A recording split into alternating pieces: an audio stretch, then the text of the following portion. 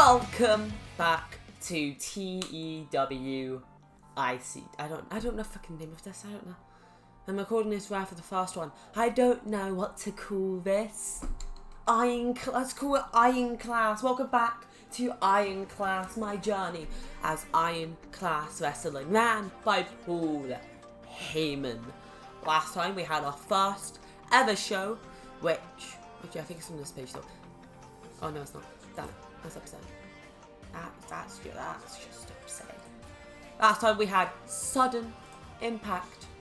Now to try to find a way to look at Sudden Impact. There it is. So here was our last show on Impact. We had Bryan Danielson headlining as he defeated Chris Hero for the World Heavyweight Championship. Still spent a lot of money on Bryan Danielson. Leo Rush won the International Championship. Jacob Fatu won a random match, and the Von Erichs won the World Tag Team titles. If you weren't here last time, here is our roster. It's beautiful. It's small, but sometimes we're humble. Sometimes you have to be humble around these parts. Yeah. Can't believe I signed someone who is out for over a year. So I forgot the memory of, oh wait, she is pregnant. So we probably won't be using Renee for this entire part. So, step one, even though our first show is on Wednesday, we kind of have to hire a brand new announcer or color commentator. So, I might take the buck. I'll take the buck. Okay. There you go. For a buck.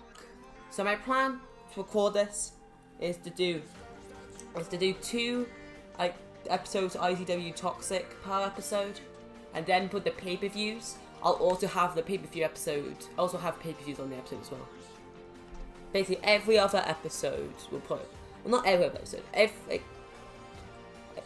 I'm not gonna do pay-per-views every episode, like every other episode.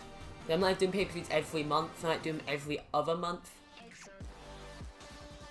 I don't want to overpush them. At the same time, if I need to, then I'll start doing more of them, just to get more money. So, you know, that's where we're currently at.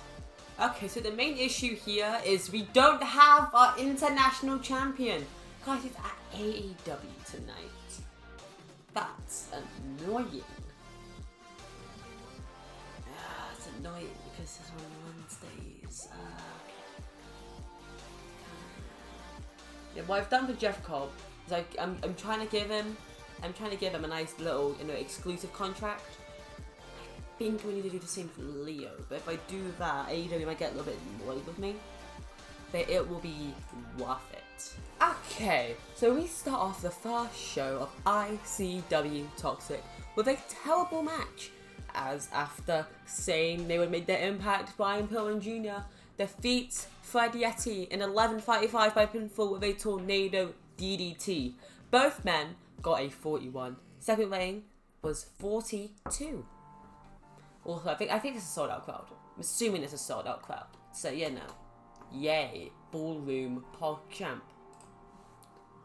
Afterwards, we get a promo by Ethan Carter III, EC3. Same rating of 43, by the way. He's talking about his shtick of making his own narrative, and the corporate stooge of Bryan Danielson walks its way into an underdog promotion and just take control due to his social status. Then Sean Waltman makes his debut. Bit pop, suck it, X croc chops. And he wants to stand aside while EC3 tries to force a title shot by cheap attacks and normal shit.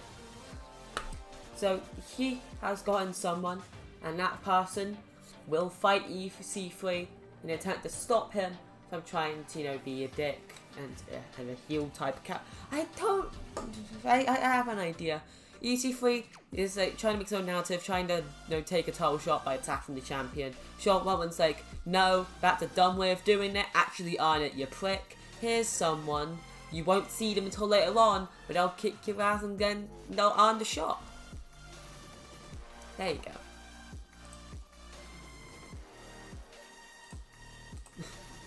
And then we have it's just like a pre-match thing. Chris Hero, you know, he is backstage, and then suddenly, no, he's in a canteen now, he's just eating food. Suddenly, bang, Jeff Cobb randomly just appears and starts wailing attacks on Chris Hero. Of course, Jeff Cobb was not able to be on Sudden Impact because he was, you know, in New Japan area this time. And now he's here, and he's kicking the shit out of Chris Hero, and he kicks his ass all the way to the entrance stage. He throws him out there. The crowd are now able to see Chris Hero. Pardon me. They're able to see Chris Hero, and he's trying to fight back. Gets a few shots in. Jeff Cobb catches his arm, and the stiff forearm sends Chris Hero down. He tumbles down to the ringside. Jeff Cobb lifts him up, throws him into the ring, rolls on in, and then there's a wonderful match that gets a 50. How about by these mentioned how about subpar wrestling? Jeff Cobb defeats Chris Hero in 5:47 by pinfall with a tour of the islands. So he throws Chris Hero in. Chris Hero gets the upper hand due to this. You know, he starts getting the upper hand, gets a few shots in, you know, a few forearms. He goes to hit his finisher, I don't know the name of it, he goes to hit his finisher. It's reversed by Jeff Cobb, and then he starts doing attacks. The fun attacks, and then, you know, hit the tour of the islands. It's a basic thing, but it's supposed to debut Jeff Cobb as a beast. And we have not introduced the Destruction Crew yet, but we will at some point. Then we have a nice little segment. Matt Cardona. Now, he's been looking for Leo Rush all night. Now, it's really bad if I don't remember who pinned who. And I don't remember who Leo Rush pinned. I think he pinned Chris Bay. He did Chris Bay. So Matt Cardona, since he was not in the photo decision match, he wants another shot at the international title. So he was looking for Leo Rush. He can't find Leo Rush. Then he goes to Paul Heyman. Paul Heyman says he's too busy in Florida for tonight, so he isn't here. What do you need? And Matt Cardona wants another shot. It's like, I was in the match, I lost, yes, but I wasn't pinned. I want an actual shot to see if I'm actually able, you know, get the win. And Heyman is tempted by this because, you know, Matt Cardona, you know, it's somewhat big name. But their judgment says, no, I'm not going to give you a shot, you have to earn it. And tries to earn it, he does. Then in the next match, the wonderful tag team match in reign of 44. In a poor match, Matt Cardona and Myron Reed defeat Chris Bay and Trey Miguel in 16:27. Cardona pinned Chris Bay with a Rough Rider. Myron Reed with a 39, Cardona with a 45, Miguel with a 44, and Chris Bay with a 41. Trey Miguel's debut as well. I forgot about that. So this is the start of Cardona's way to, you know, prove that he deserves an opportunity at the international title. Because, you know, at least he's actually here, or the champion for, he'd go to a company that he didn't even have a title. He won a title on Saturday, and he's too lazy to show up on Wednesday. Yeah.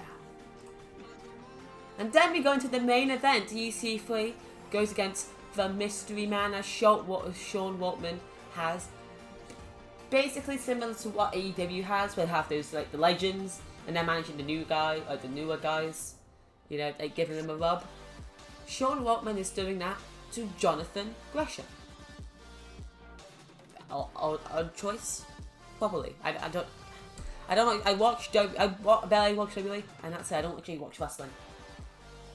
I just watch, like, the top 10 moments on WWE, and it's really bad. And so Jonathan Gresham is put with Sean Waltman. Sean Waltman, not X-Pac, no. Of course, he still has some of that X-Pac characteristics, but not X-Pac. And it's weighing a 40-9 in a poor match. The main event, by the way, Jonathan Gresham defeats EC3. However, EC3 takes got disqualified at a cheeky low blow. Because, you know, he has control on the early stage of the match. Then Jonathan Gresham started getting an upper hand. EC3 halts the momentum, hits, goes to his finisher. Gresham reverses, hits his finisher. EC3 kicks out at 2. Gresham, you know, still fighting. He has an underdog gimmick. He has an underdog gimmick. Yes. I'm really happy with that. So he continues fighting. EC3 catches him. Catches him for the signature. Tries to hit the finisher. Reversed again. Jonathan Gresham tries to hit his finisher. And then that's when EC3 pushes him away. And poof.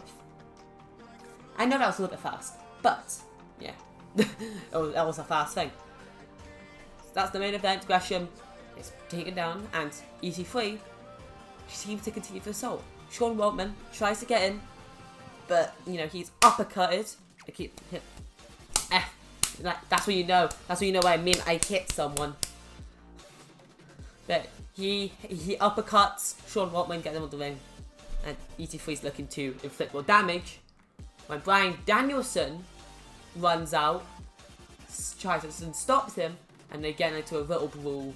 Danielson gets the upper hand. EC3 escapes. And what do they do? Something like in a 55.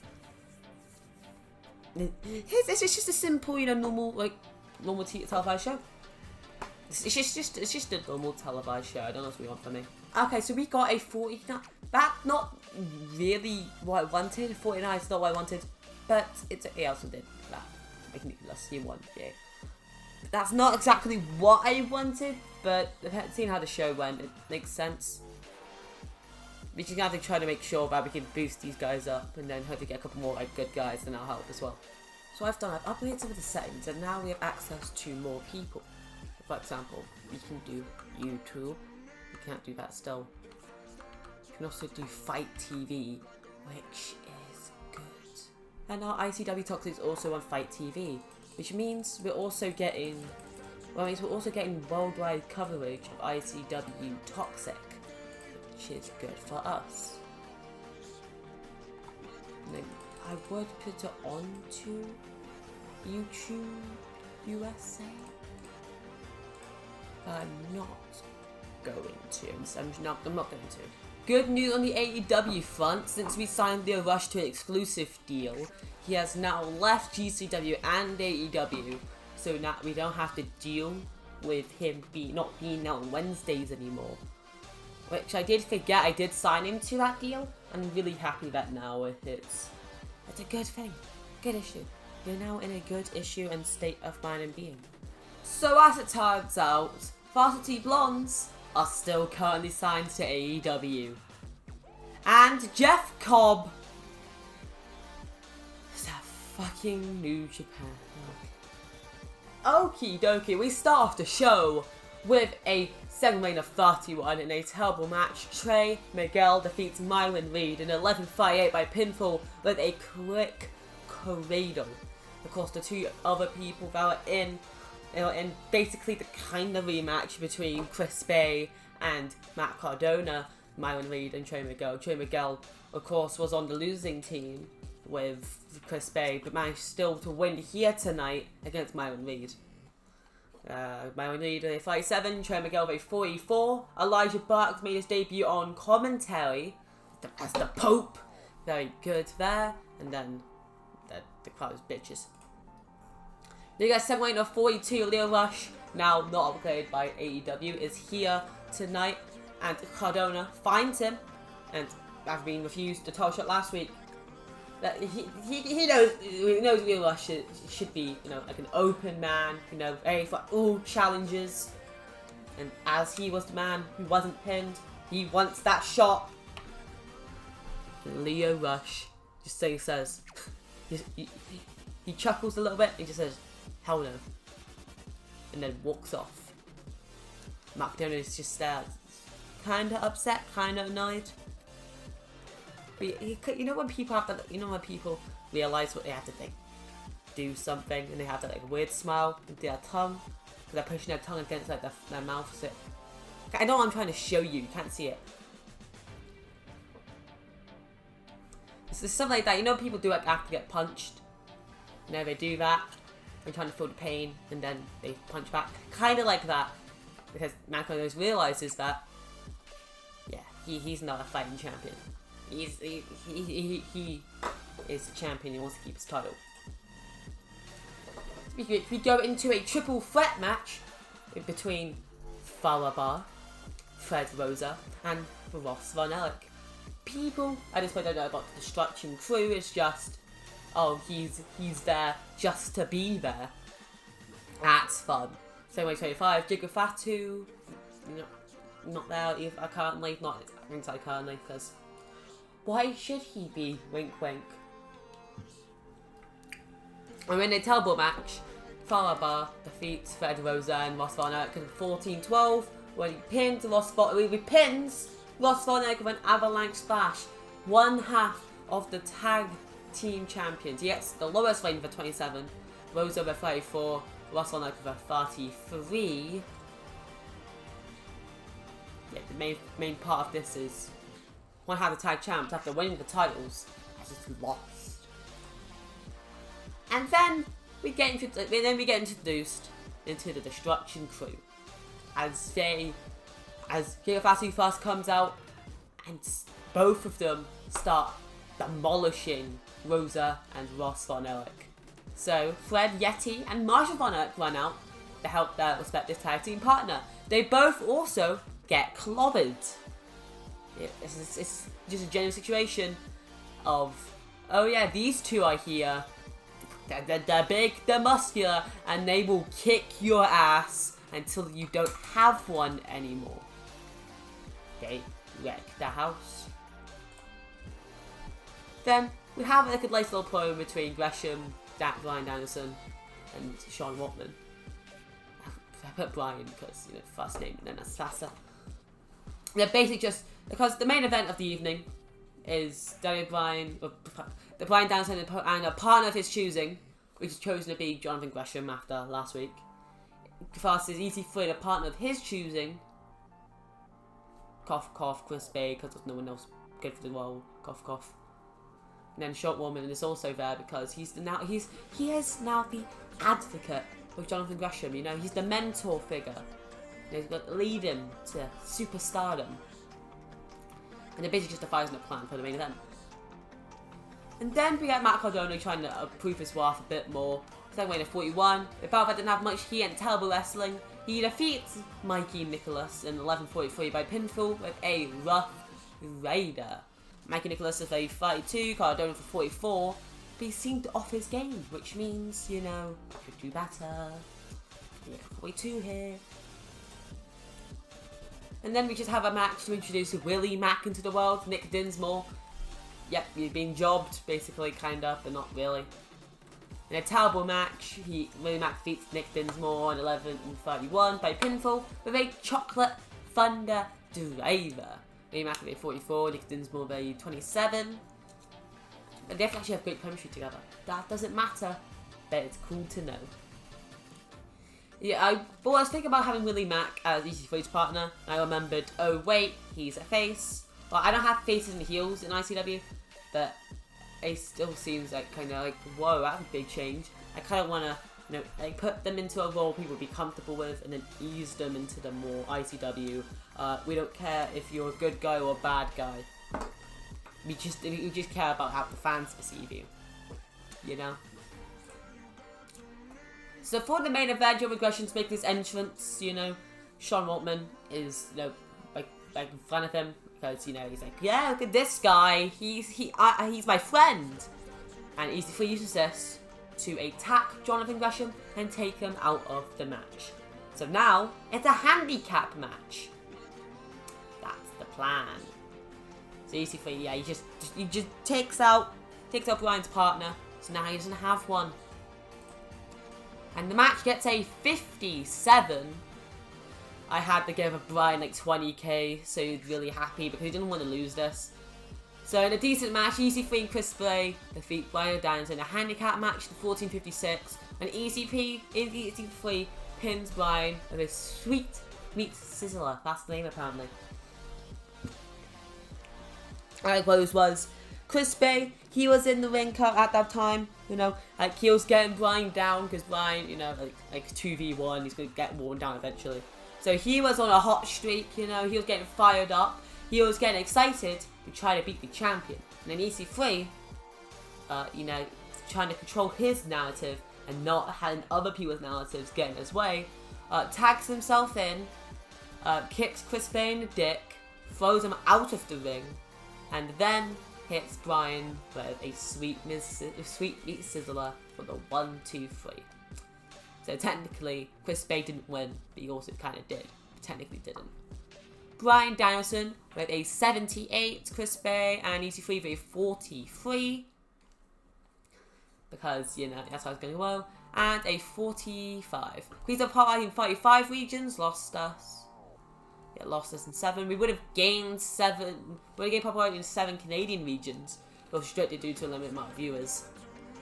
So the fact that we're now worldwide is also helping us. But then for the places that we already are, it's lowering our value there. That's because we have some stuff that isn't doing so good. But that's okay. It starts off low, and then over time they improve, hopefully. Before I end the video, I'm going to end with this. So, no, Big Damo and Nikki Storm got divorced. That's not fun. But then down here, Moxley, when they're young, got divorced after Moxley cheated on her. So, thank you, TEW, for whatever this is. She's holding your child. Like, she's pregnant with your child, and you've cheated. Like, oh, what? And also, Mark Briscoe's contract's up. That's something for me to work on. But then, you see those two hate each other. Brie and Moxley hate each other.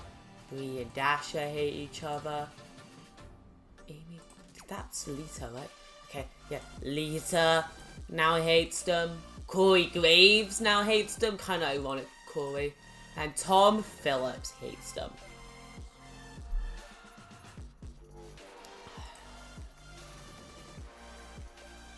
At least I know I can no longer have John Moxley on my show unless I get rid of when they're young. That's... for fuck's sake.